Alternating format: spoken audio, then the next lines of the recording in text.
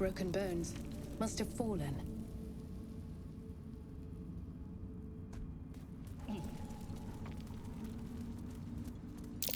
What are those? That might be worth a look.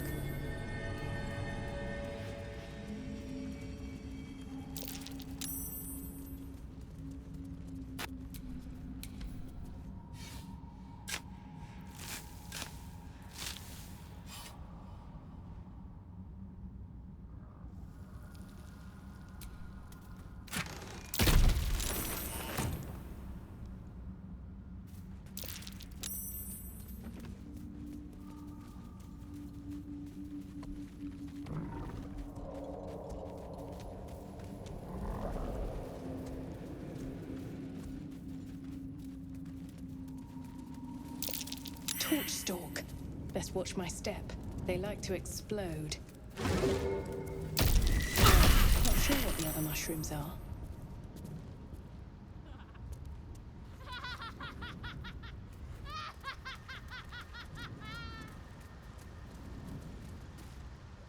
You are swallowed by a chorus of turbulent music.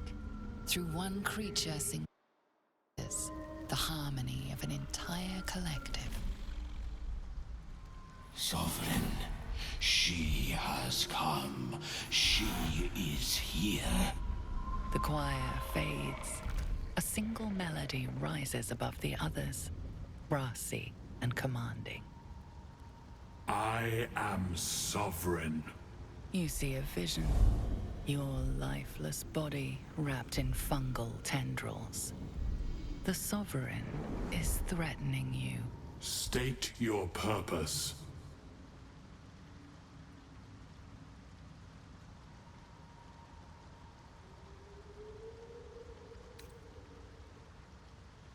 Fungal roots weave through your mind, seeking your true intent. Then the Sovereign drones a new melody, cautious but welcoming.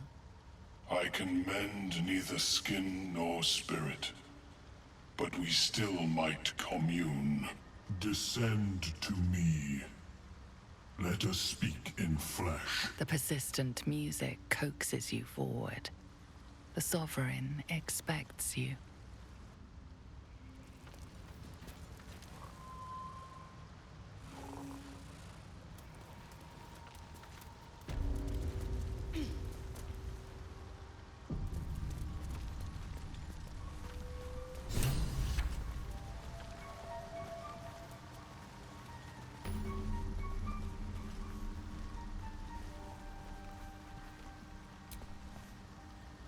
My condition likes being ignored as little as I do.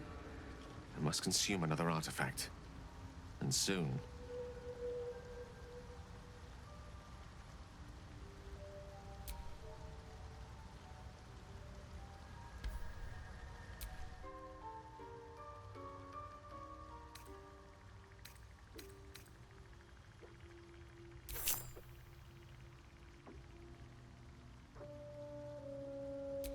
Thank you.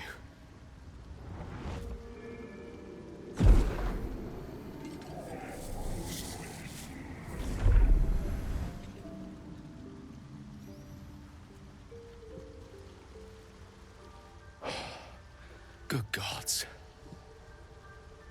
It hardly has any effect. Oh, Mystra, have mercy on us all.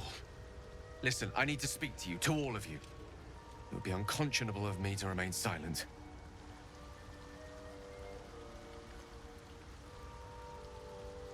I might just be about to remedy that. You have to know who I was. You have to know who I really am. What I am is a walking shadow of the promise I once held. I'm what one might call a wizard prodigy, who from an early age could not only control the weave, but compose it, much like a musician or a poet. Such was my skill that it earned me the attention of the mother of magic herself, the Lady of Mysteries, the goddess Mystra. She revealed herself to me and she became my teacher. In time, she became my muse, and later even my lover. Oh, yes. We enjoyed each other's company. Body, mind, and soul. But even so, I desired more.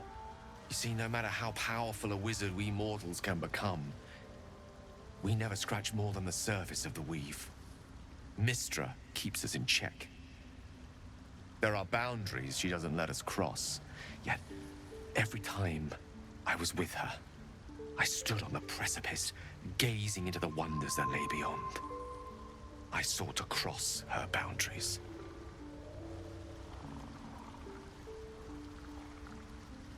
I tried to convince her. I pouted. I pleaded. Swore my ambition was only to serve her better. She only smiled and told me to be contented. But inconceivable as it seems to me now, I shared a bed with a goddess, and yet I wasn't satisfied. So I sought to prove myself worthy to her instead. We come now to the crux of my folly. Shall I share the story behind it, or would you rather head straight to its sordid finale?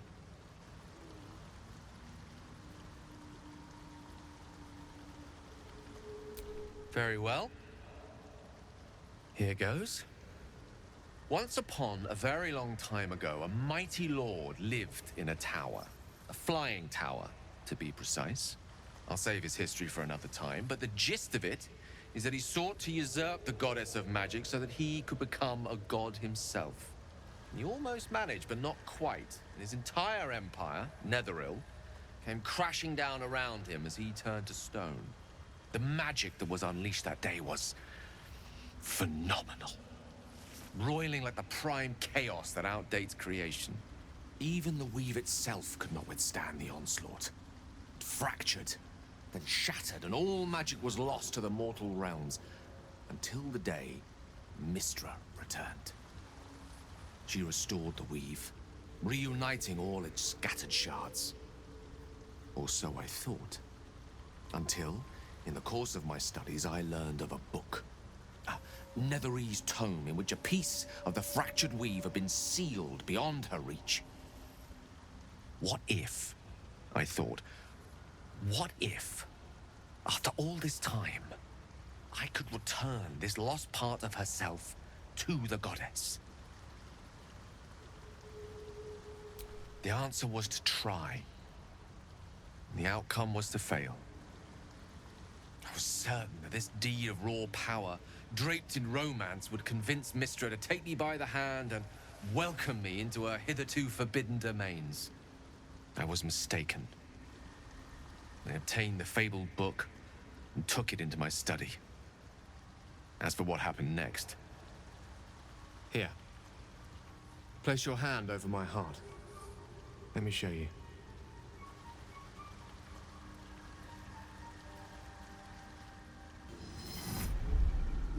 You feel the tadpole quiver as you realize Gale is letting you into the dark. You see through Gale's eyes, staring down the corridors of a dread memory. A book, bound, and suddenly opened. Inside there are no pages, only a swirling mass of blackest weave that pounces. Its teeth, its claws, it's unstoppable as it digs through and becomes part of you. And God says it ever hungry.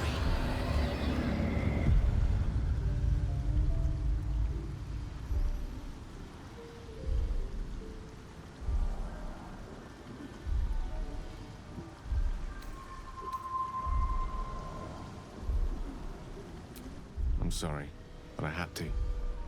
After all, this is only the beginning.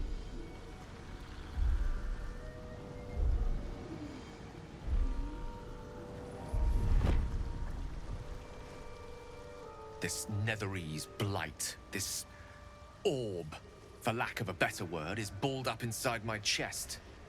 And it needs to be fed. As long as I absorb traces of the weave from potent enough sources, it remains quiet. Were it ever to fully destabilize, however, I will erupt. I don't know the exact magnitude of the eruption, but given my studies of Netherese magic, I'd say even a fragment as small as the one I carry It'd level a city the size of Waterdeep. We might chance upon a king's collection of magical artifacts around the corner. We might cross paths with a miracle round the bend. Then again, we might not. All of this, it must feel like a betrayal. Say the word, and we'll part ways.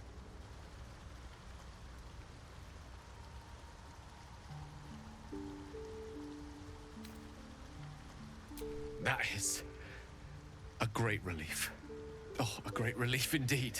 You truly are a soul that steals my own. From all my new rallied heart, I thank you.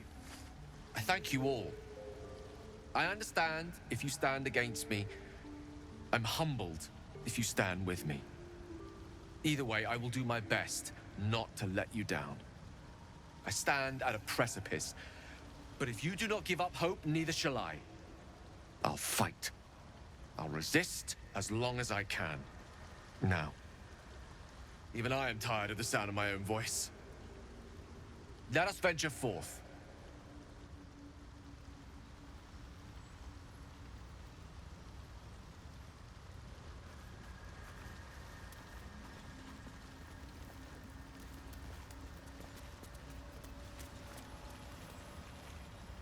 She'll get up well.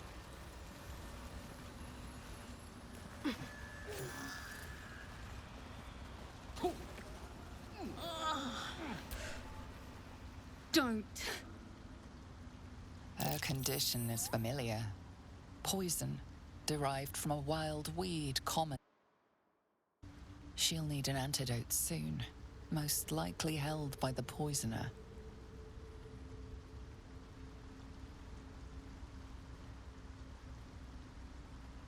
Dwegar slashed me.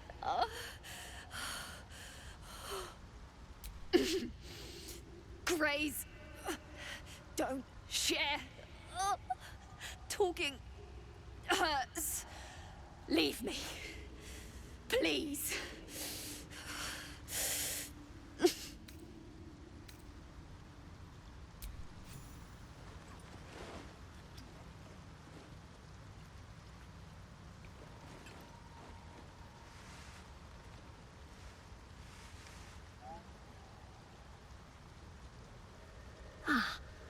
Gods.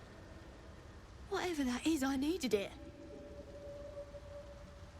Why are you helping me?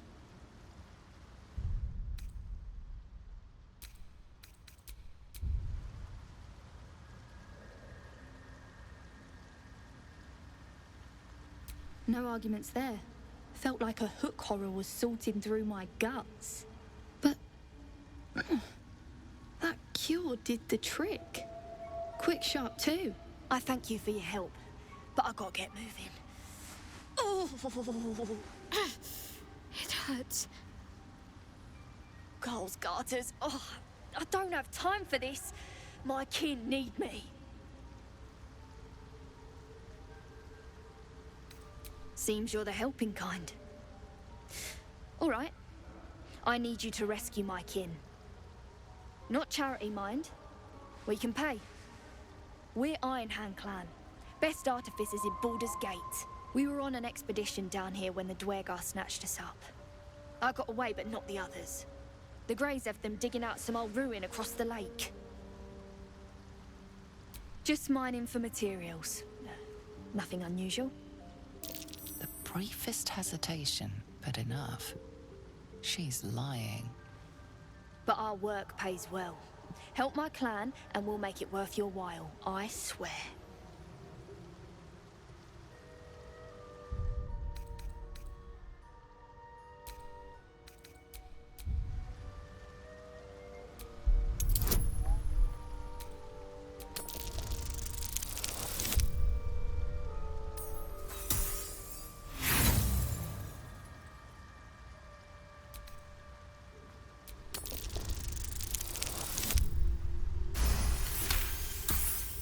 Fine. It's complicated, but my clan has trouble back in the city. A blood feud. We were searching for something to turn the tide. That's all I can say. But it's worth a lot to us. Understand?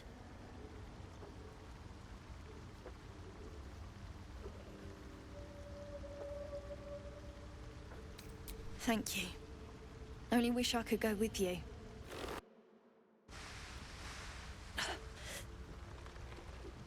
I nabbed these boots from the Greys when I ran.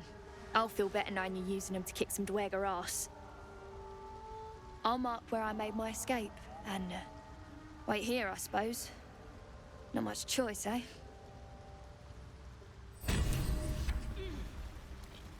What is the creature doing to... The Sovereign's thick fingers stroke the corpse at its feet. A droning melody greets you as the creature turns its gaze to you. Flesh talker, I show you a memory. Watch and listen. A violent vision grips you. Dwerger, dark dwarves chopping Myconid remains. They broke our peace. They killed our young. The Sovereign's song slows to the pace of a dirge. It is still in mourning. We laid waste to many, but intruders remain. Lakewood. The Sovereign's song halts as it measures your worth. I sense your resolve. You will find Dwergar invaders near Lake's Edge. Cleanse the rot. Destroy them. Dwergar invaders, huh? I'd like to hear their side of the story first, but all right. Deep purples swirl into familiar shapes. Gnomes in mining gear, chased by Dwergar. The Dwergar seek a gnome. It is a guest.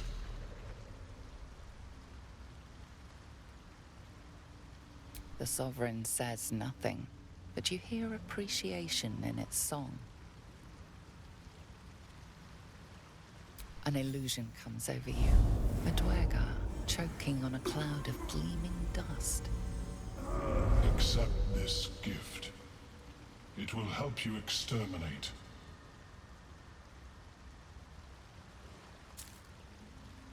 The Sovereign gifts you one more vision, a wall of vines parting to reveal glowing light. Riches of magic and mind.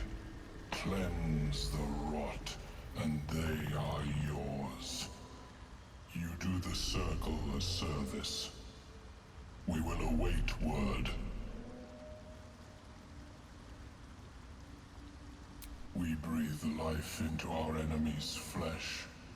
The dead make a fine host for my growing children. If I die down here, destroy my corpse.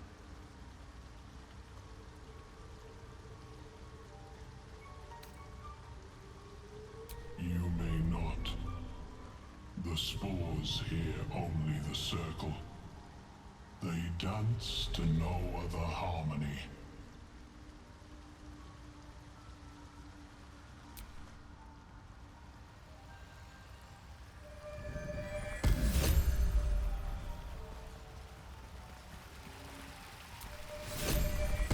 No peace.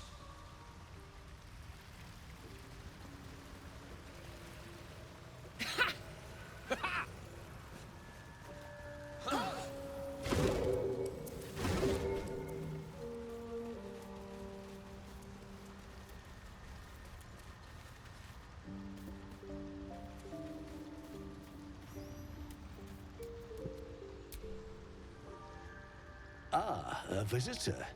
You're a welcome sight. But customs of the locals.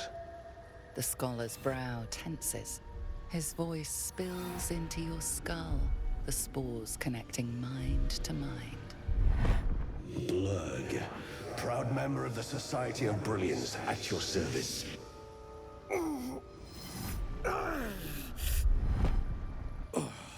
Or perhaps not. Your mind is far more complex than that of the fungi. Understandable. We are small in number and rarely stay in one place for long. My colleagues and I are working to improve conditions in the Underdark. This need not be such a dire, hostile place. It's curious to find a surface dweller here. What has brought you down so deep?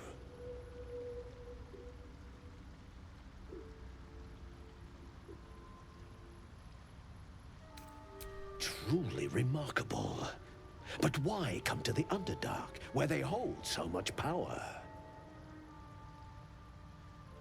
You were infected by an illithid tadpole? It's a miracle you're still intact. You must be worried sick, but have no fear. I have a friend who may be able to assist. Omelium! I hope this is important, Blurg. My Zerkwood samples need constant attention. It is. This adventurer has an illithid tadpole inside her head, but she hasn't turned. No cell morphosis? That's impossible, but intriguing. Are you looking to have it extracted? Open your mind to me. Let us see what lurks within.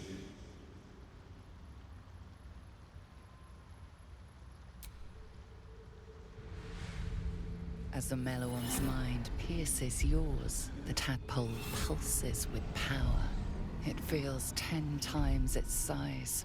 Alive, awake, almost smug. This is most unusual.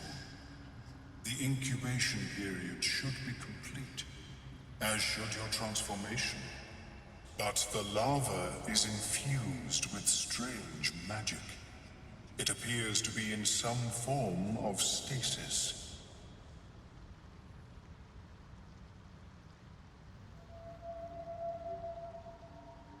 No, it appears to be shielded from physical and magical influence. Moreover, the cranium has undergone severe trauma. It is a miracle the brain functions at all. Extraction would risk much.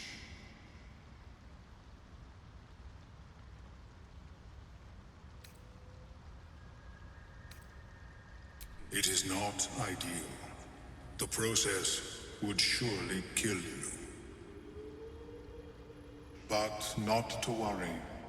Should you transform, I will happily perform a new examination.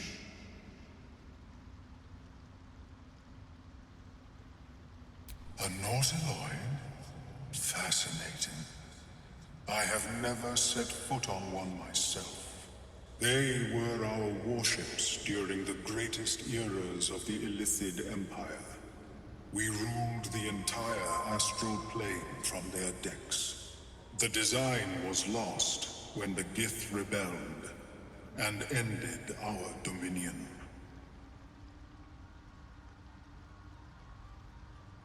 Of course, I am sorry I cannot assist you in its removal.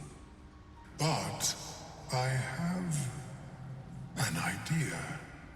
Oh, perhaps I should start taking notes. There may be a way to bypass that stasis. There are many alchemical substances that can influence the mind.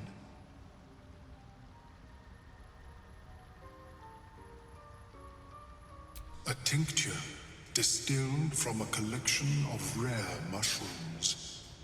They have subtle psionic influence. I would require a fresh ton of madness and Timosk spores.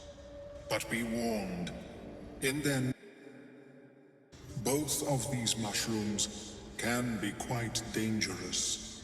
Timusks cause confusion in those that approach them. The tongue is self-explanatory.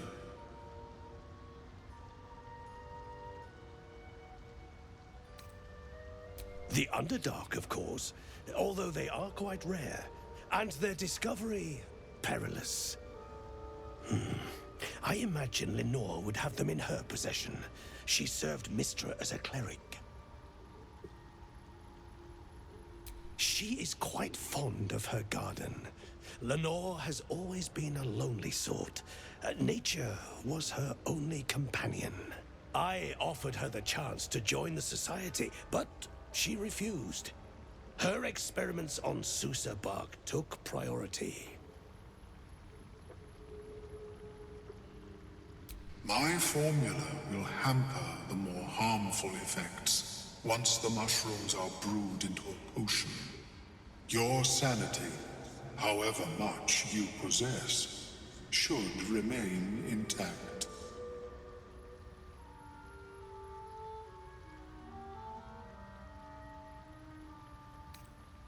May your travels be safe and swift. I have never seen anything like it, Blur. Is my species evolving? Perhaps. At such an accelerated rate.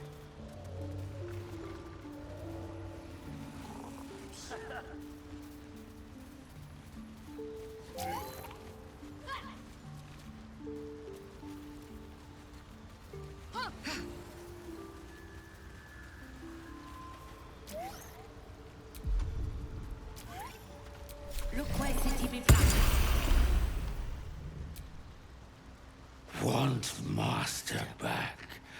He treats me good now. Doesn't kick me anymore.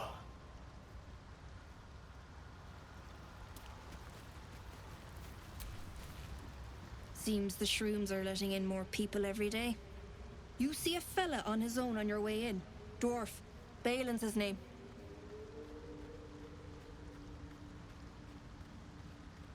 Bald, blue tunic, dumb as a stick.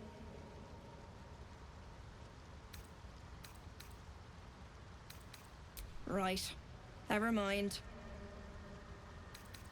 Please.